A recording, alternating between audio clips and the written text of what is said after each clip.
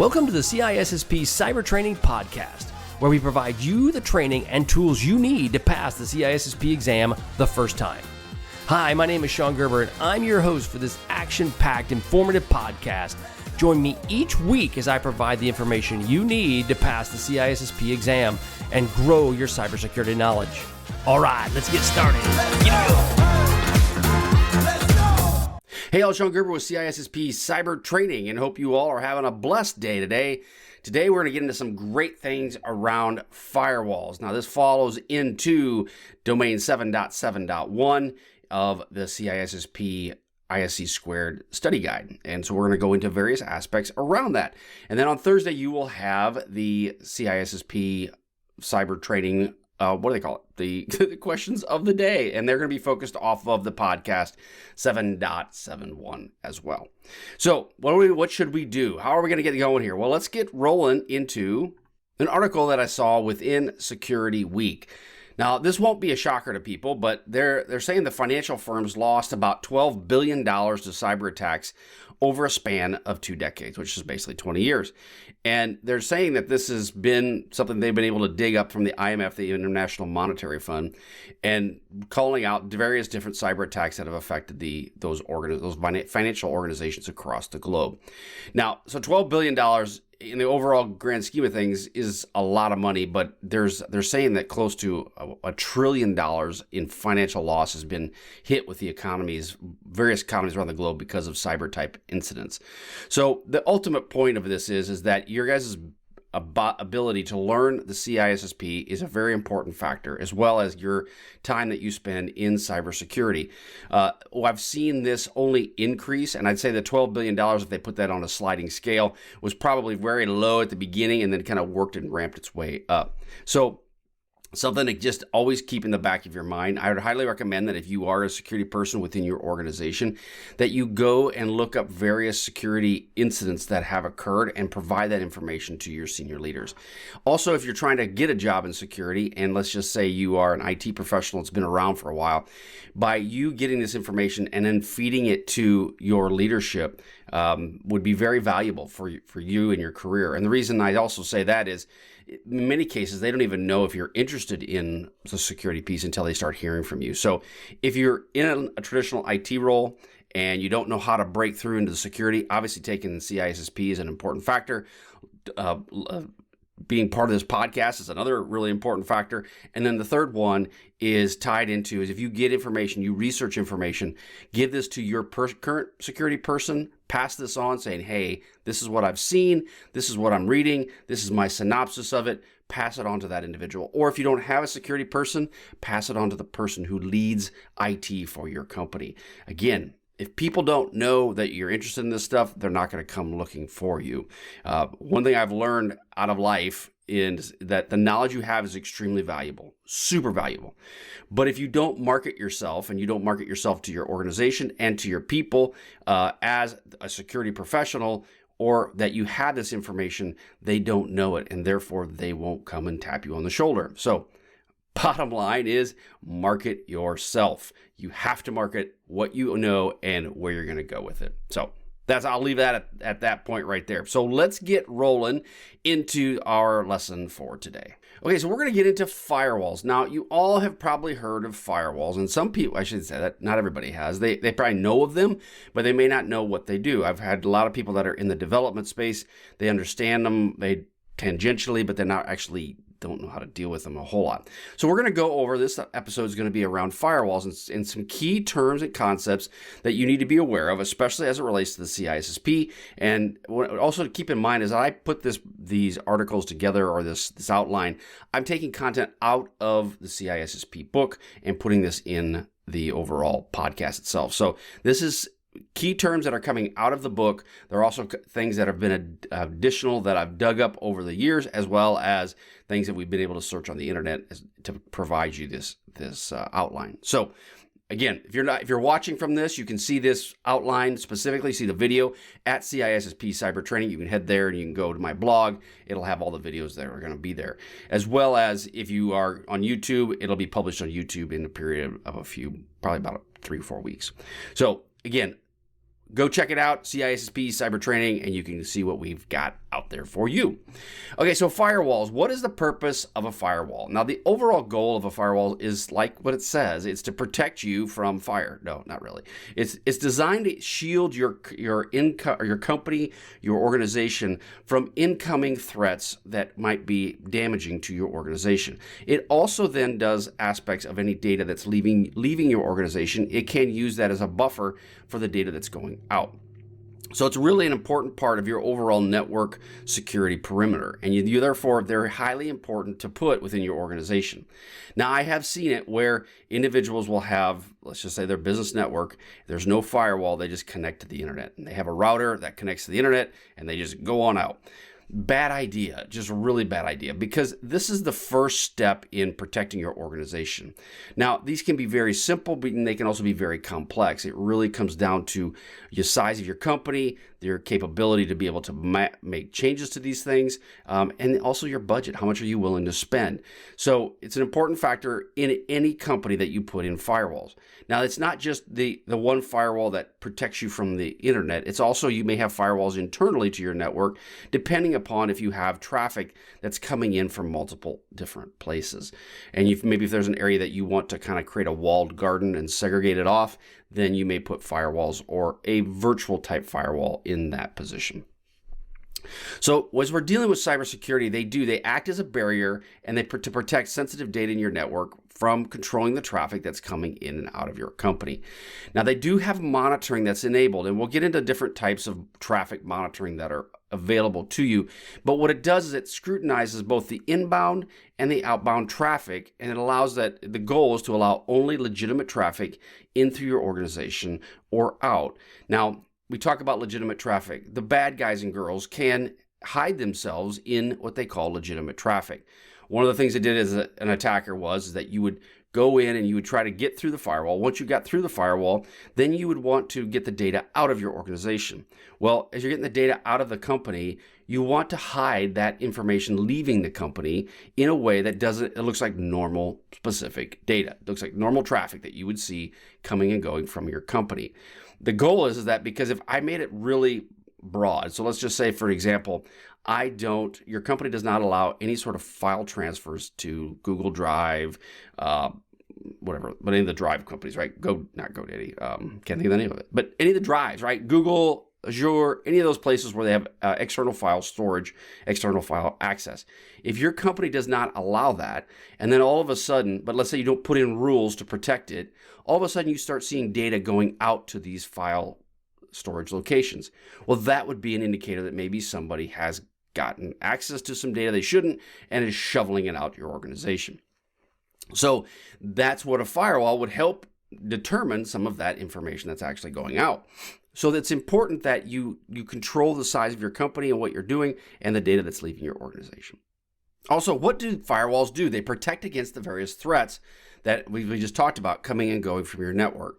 Now, this includes malware, ransomware, any sort of attacking attempts that may occur.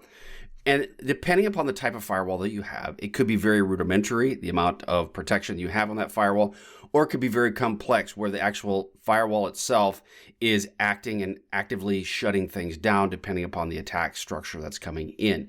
So it really depends on the system that you've purchased. Just like I mentioned, like anything else, if you buy a very basic car, it's going to cost you X. If you buy a really Gucci car with lots of bells and whistles and buttons and knobs, it's going to cost X plus Y. So just know, and then actually plus Z, because you got to pay for somebody to manage it. So it's 3 times the cost, right? But potentially could be 3 times the protection, depending upon your company and what you value in your company. Another on that is data security. So it does safeguard sensitive data by preventing intrusions and that could lead to breaches. It also monitors the data that is leaving your organization, as I mentioned earlier. So it's watching all of that, and it has the ability to help protect your company. Another piece that is commonly used but may not be used in the most effective manner is regulatory compliance. Depending upon what your company does, if you're in the healthcare industry, you may need to have a certain type of firewall. I know when I was in the manufacturing environment, you had to have a specific type of firewall for critical infrastructure. So you may have to have specific firewalls that can do certain things depending upon what your company can do. I will give you an example where there are certain firewalls out there that do not let bidirectional traffic. They only let unidirectional traffic, which basically means you have one set of firewalls that allows data in, and you have another set of firewalls that allows data out. Now, those are typically what you would see within the critical infrastructure, within systems that are extremely highly volatile. You may have those types of firewalls in place. That would be a regulatory compliance type activity. And why do I say that? Well, if I'm a government of, I don't know, Sri Lanka, for an example, and Sri Lanka is saying you have to have access to this nuclear power plant, which I don't think they have one, but let's just say they do. You have to allow access to these two firewalls that allow access in and another firewall that allows access out. And they're saying you must go do that. So that's a regulatory compliant that must be in place. Now, if they don't have that, if they're not requiring that type of activity, then in many cases, people will buy just I say a regular, it's not just regular, but they'll most likely buy a more advanced firewall that allows bidirectional communication. Because one, it's cheaper. Two, I don't have to have people that manage it. It's, again, there's different scales that you have to deal with when it comes to putting in these pieces of equipment. So regulatory compliance is a big factor and a driver. Now, the goal is that if you want to use regulatory compliance to help guide and shape your architecture overall. If there is a requirement from the government, you need to put it in place, and you need to do it the way they're asking you to do it. One, to meet the compliance, but odds are high in most cases, not always, but they have a specific reason on why they want you to do that. It may that the whole firewall where it has going in and then going out through separate channels.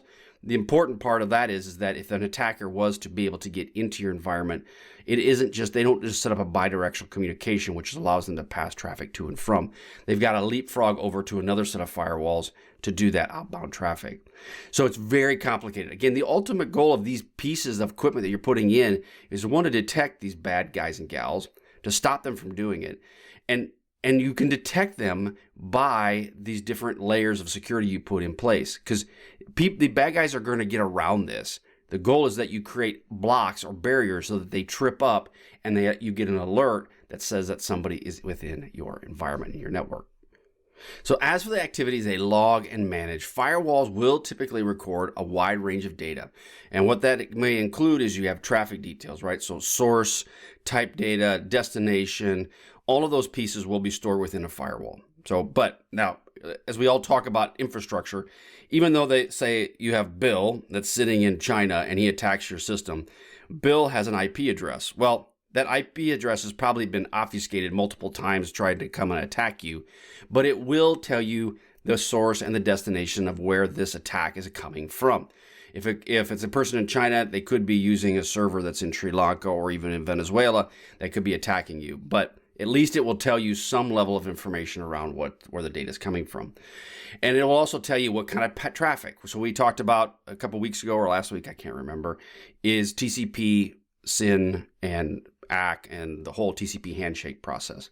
Well, it'll tell you if it's TCP, UDP, any of those various aspects of connections within your environment. So it's important to have these types of logging enabled. Now, it's one question I'm going to come back to, is when you have all these details, these traffic details, if you don't have a good logging system in place, hence the logs are coming in and saying, hey, yes, I got a problem. Well, these things don't have a lot of internal storage for logs. So what do they typically do is they will keep it for a period of time, depending upon the storage they have. And then from there, what they will do is they'll overwrite that data. So if you don't have it set up so that this information is going to what they call a syslog server, it's going to another destination, the logs are going someplace else to be aggregated. If you don't have that, your logs are going to be overwriting themselves. And if that's the case, you're really not going to have much use for the data. So as you can see, this tail goes from having, well, I have a firewall, I'm excited. You go from having a firewall to now having a storage location for the logs, to then having something that will actually aggregate the logs, and then you have to have something else that will then alert on the logs, some level of automation around that. So as you can see, it goes on. It just keeps on going, and it all keeps going in price and cost. So it's just important for you to really get this, is that if you're a security professional, you need to understand the full source of the whole chain, from just your firewall on out to really creating this overall secure environment. Firewalls will also fire for security attempts. Any sort of unauthorized access, intrusion attempts, or other security-related incidents will occur as well. They'll alert on those. Now, if you have your firewall set up for basic, you just pull it out of the box, you rack it and stack it, and you turn it on, you're probably going to detect things that are the basic stuff on the internet that's constantly out there. It's just noise. The more advanced attackers, you may or may not be able to detect those, because depending on the firewall you purchased and how you configured it, they may get around some of the things you have in place. But I say that there's a lot of really great capabilities that are coming out right now that you'll see within these firewalls and these hardware devices that will help you protect your environment much better than it has in the past. There's system changes, modifications to firewall rules and policies, which are essential to maintaining your overall protective measures. Again, you want to ensure that you have any sort of system changes, you make modifications to your firewall. And then also when it comes to, it'll provide you user activities of who accessed your firewall, who was utilized, made changes to it, and so forth. There's a whole long litany of different things you need to be aware of as it relates to your firewall in ensuring that who has access to it. So if someone does join or gain access to your firewall and they are utilizing it, you need to have a way of tracking who these people are. Because if you allow just anybody access to your firewall, you now are potentially setting up a situation where someone can just come in and go and turn off different features for you. So there, again, you grab the box is great, but now there's all the things around logging. There's all around user controls, role-based access controls. There's aspects, where do you put it within your network? All of those pieces really need to be thought about before you actually just go out and buy the firewall itself. You want to really think about architecturally, where are all these things going to go, and then how do I put processes in place to make sure I utilize it to the maximum potential. Okay, so now we're going to get into what are the different types of firewalls that are available to you. For the first one we're just going to get is the traditional firewall, which I've been kind of talking about. And they do packet inspections without maintaining this basically state of the connection. They're just taking data in, they're looking at the packets, they tear them down, they look at the IP addresses, the source IP, destination IP, the potential payload itself. They will look at all these different things of the actual overall packet. And that is a traditional firewall. In many cases, those will be just fine for most organizations. However, depending upon what your company does, or if you have a little bit more money you want to spend, and or you feel maybe you're targeted, you may want to look at what they call a next generation firewall. Now, the next generation firewalls, these obviously can be done in many different ways. Now, one mention I want to bring up is that when it comes to traditional firewalls versus next generation firewalls, all of these systems now are in a almost virtualized mode. If you utilize Azure, if you utilize Amazon AWS, you can get these different types of firewalls in a application type state or in a virtual format that will allow you to give you some of the same type of capability as you would have on a hardware type device.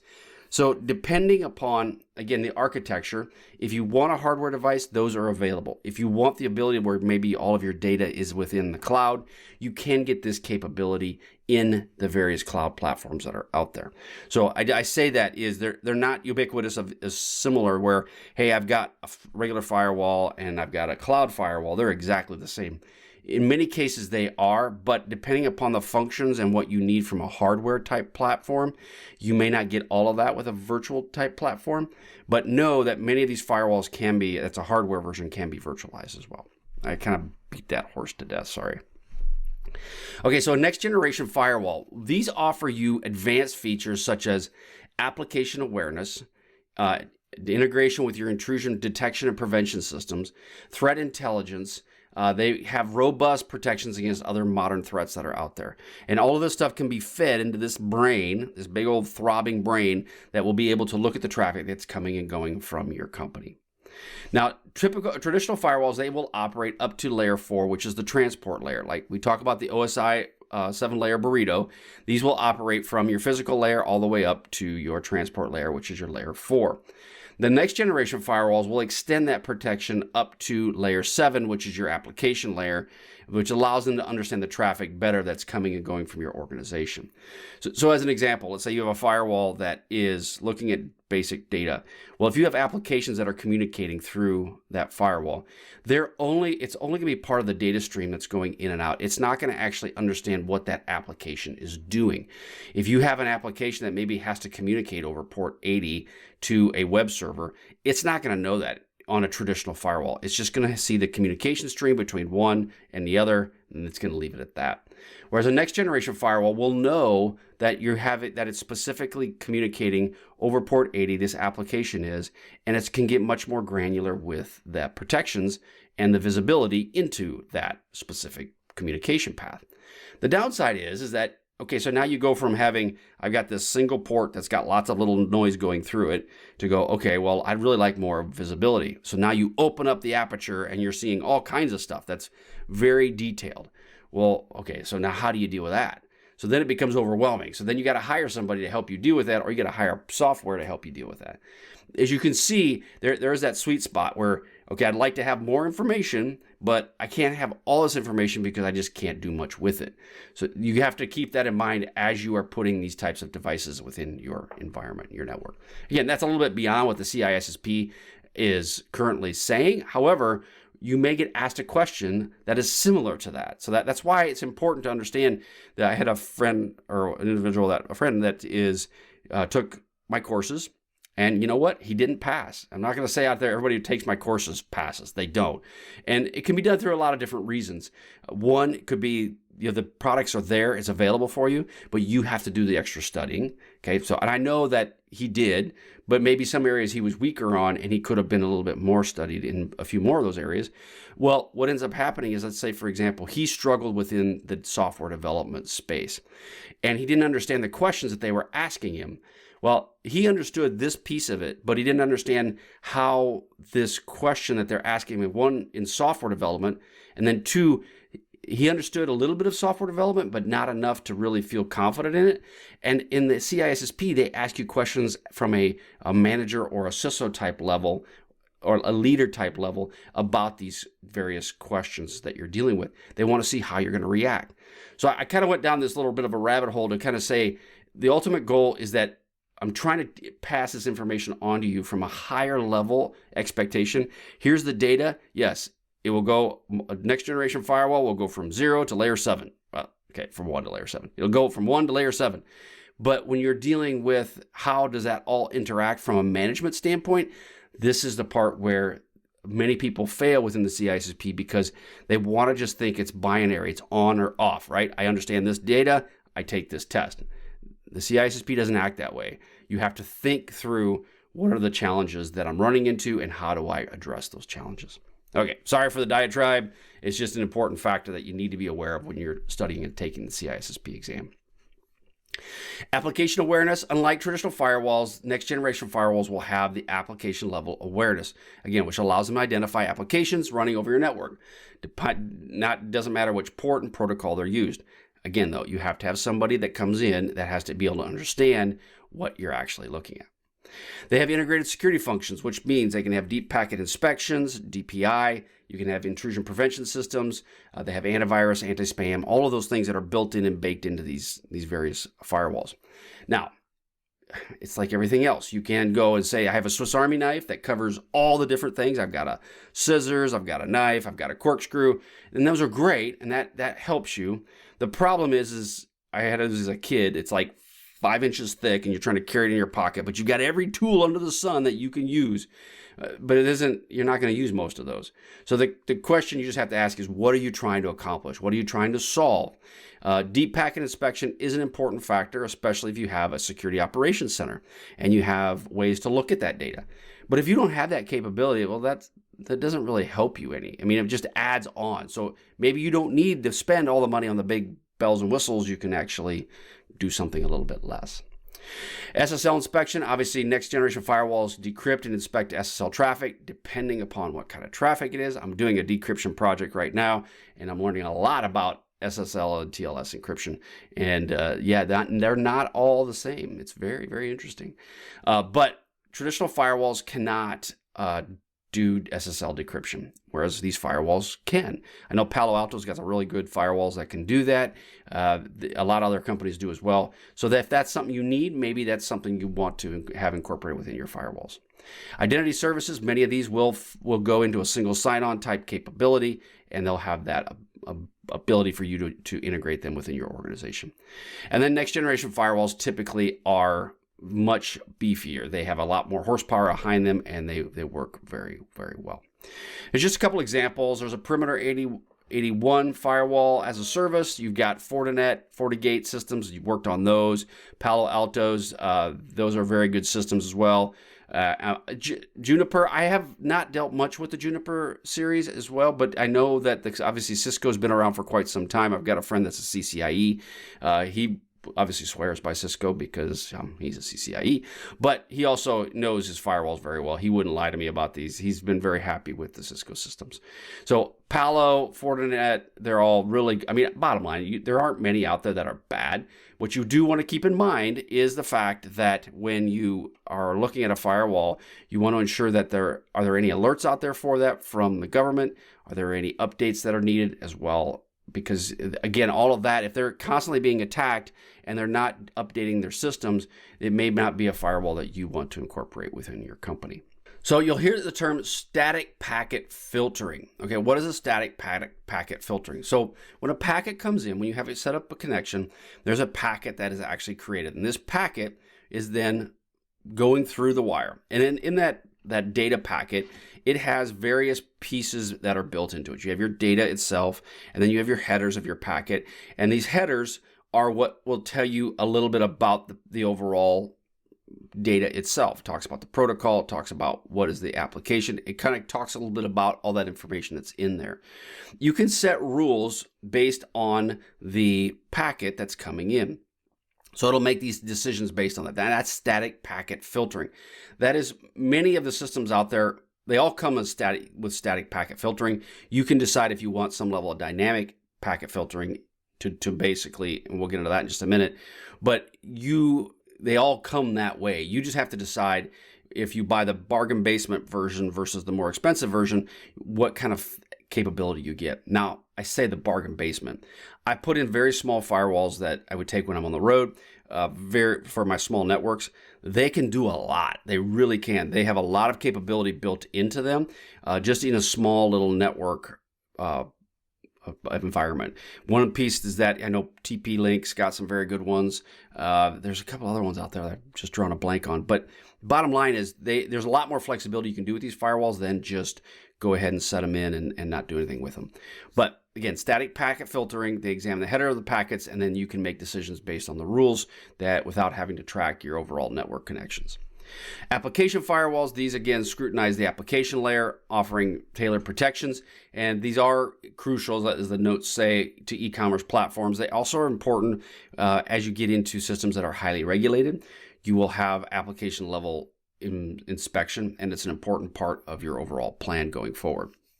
So application layer is something I would recommend if you're going to be putting in some level of firewall within your company. Now, circuit level firewalls, these will establish secure connections and then validate the overall session without inspecting the contents of the data. So they're just basically setting the connection up, and they don't inspect what's going on inside the data. In many cases, it's actually encrypted, but they're not inspecting that data. All they're doing is they're setting up from point A to point B. A good example of that would be VPN connections. These often use a circuit level type connection, specifically at the sessions layer, where they will then set the secure remote access up between these two companies or two individuals. And so that's typically what you'll see within the circuit level firewall. Again, they're a firewall that establishes secure communications, and they validate the various sessions without inspecting the contents of the packets. Now, again, that depends. You can have that set up if you wanted that to, but that's typically the bar or the book answer to something along those lines.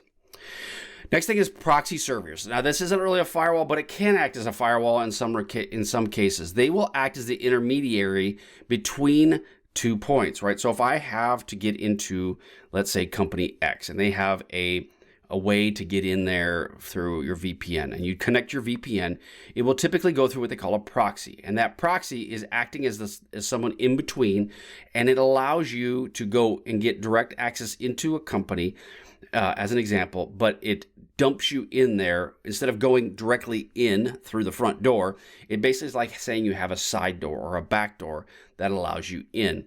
And it's the only way you can get in many companies is through this proxy. They don't allow anything coming in or out through the normal channels. You have to go through this proxy to get into their environment. And there's a lot of reasons behind that, but the ultimate goal is that, one, you ensure the security by having credentials that go into it. Two, it gives you a choke point to monitor traffic that's going into your company. In many cases, it's a remote connection of some kind. So if I know there's bad guys and girls that are coming after our networks, what I will do is then you put them through a proxy, so now you can inspect who's coming and going from that one location versus a bazillion locations if you just allow everything open. So they work as the key thing to remember is they work as an intermediary for your company. They use in different ways that can be used for anonymous browsing, geo-restricted content, balancing network traffic, as well as a lot of a remote access will use a proxy coming in.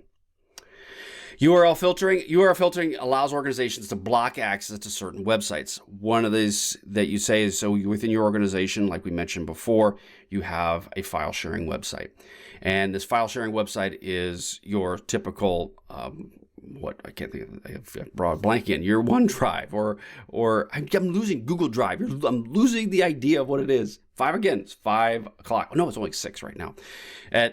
So what basically does is it allows you to go, I do not want the Google Drive to be allowed within my company. So you can click a switch and it'll not allow Google Drive. Now, depending upon the capability of your URL filtering, it may be smart enough to know, hey, because how this works is they categorize a website. So Google Drive would be considered a file sharing or file upload site. Well, then you have the OneDrive, and that's considered a file upload, file sharing site.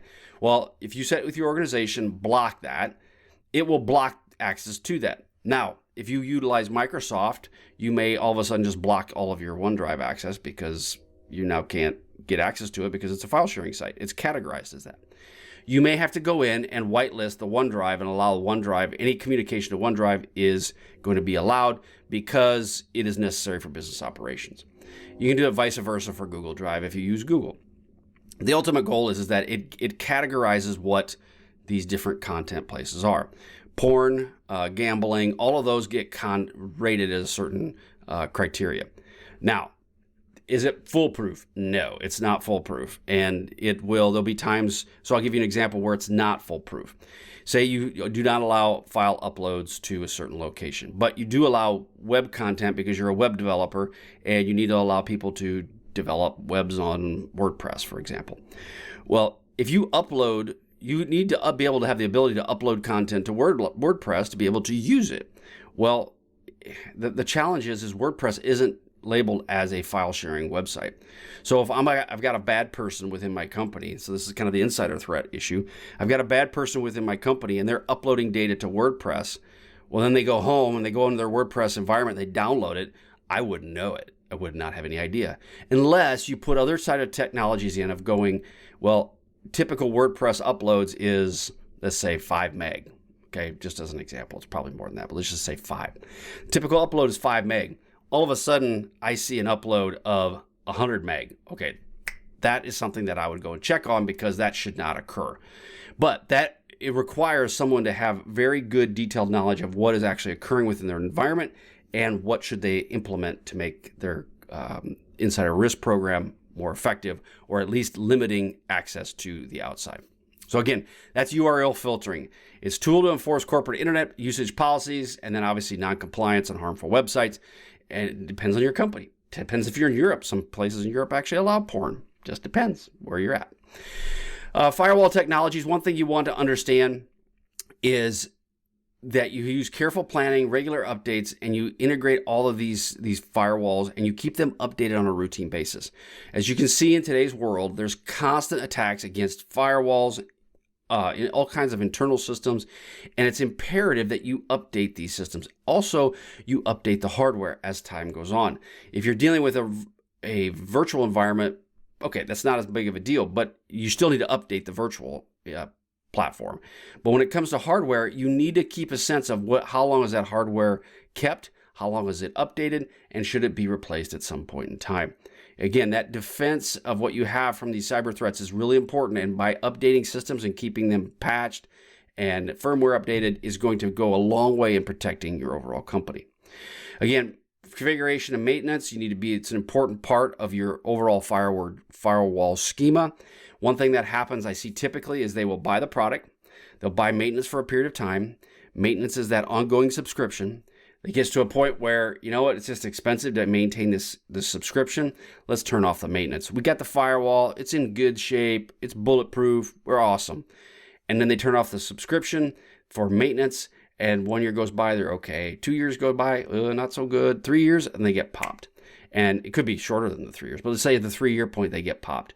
And the reason is they didn't continue updates to these systems because they didn't have an ongoing maintenance program set up for these firewalls.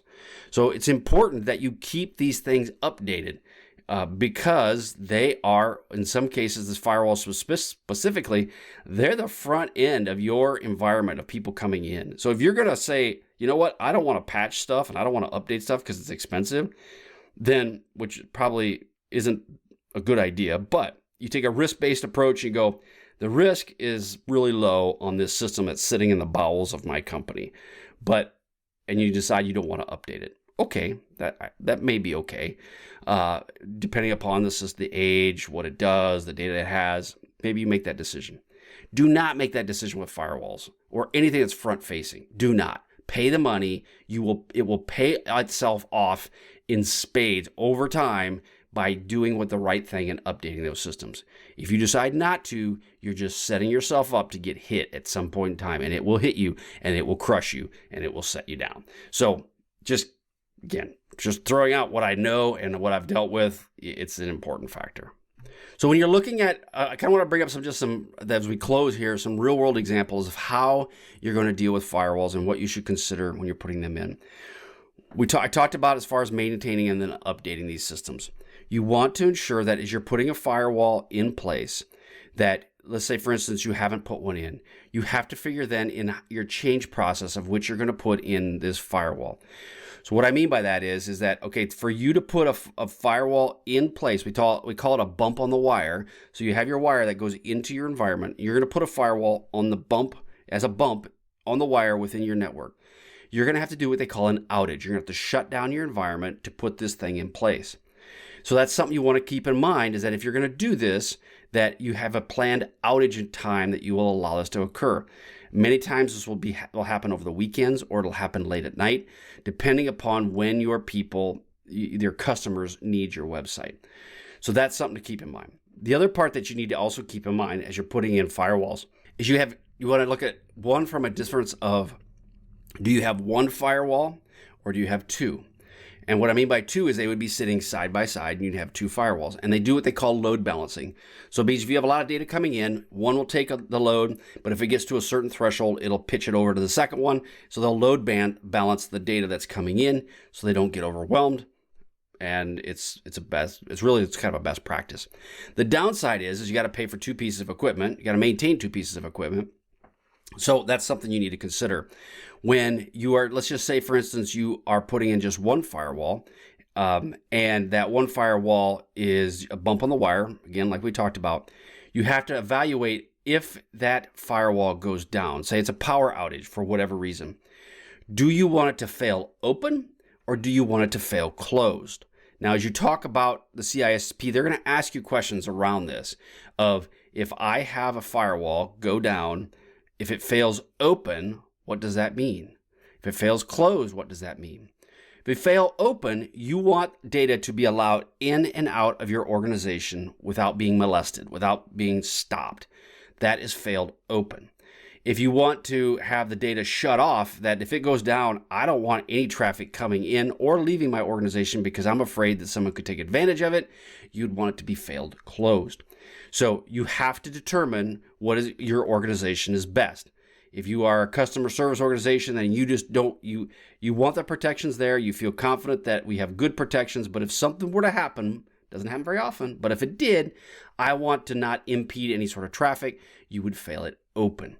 So keep that in mind as you're going into reading the test, you're reading the CISSP questions, as well as you're doing it architecture for your company. You want to decide which is best for your organization as it relates to firewalls. Fail open or fail closed. There is no right answer other than what your company needs, and then you giving them the best choice on how to do that. Because it just depends on the needs of the organization, whether they want it to close or to be open. Okay, that is all I have for you today. I'm excited for you folks that are taking the CISSP. You know, it's a great opportunity. You need to do it. The world needs you guys out there. No question about it. It's a bugger. Like my buddy said, it was one of the hardest tests he ever took. It is. It's not easy by any stretch of the imagination. And you have to be solid on everything you're going in and taking this test. I highly recommend you get lots of CISSP questions. Do not just, you sign up for my questions. Awesome. You sign up for my program. Awesome. But do not just rely on my questions for the test. I recommend Boson. I recommend others out there as well. Go through probably about 4,000 to 5,000 questions that you need to understand. And as my questions are being built up, I'm going to have more and more questions, but they're not the single source of truth to pass the CISSP. Nobody has the single source of truth around passing the CISSP, so don't believe them if they say it. You have to understand the concepts of being a manager type person who is going to be able to study and pass the CISSP, because you have to think like a manager for that. Go on out to CISSPcybertraining.com. Check it out. Go look at what I've got available. A lot of free content is on the site itself. If you want more, like I got my blueprint. My blueprint will walk you through step by step on what you need to pass the test. You will pass the test if you take my courseware. I say this because if you do what it says and you study to the level that you need to study, you'll pass it. The problem is that if you decide that one area that you're weak on and you don't want to focus on it, you will not pass it. It'll find that one weakness and it will drill down on that. So again, it's important for you to get through this. You can do it. I know you can do it. You can pass this darn test and get on with your cybersecurity career. All right, have a wonderful day, and we will definitely catch you on the flip side. See ya.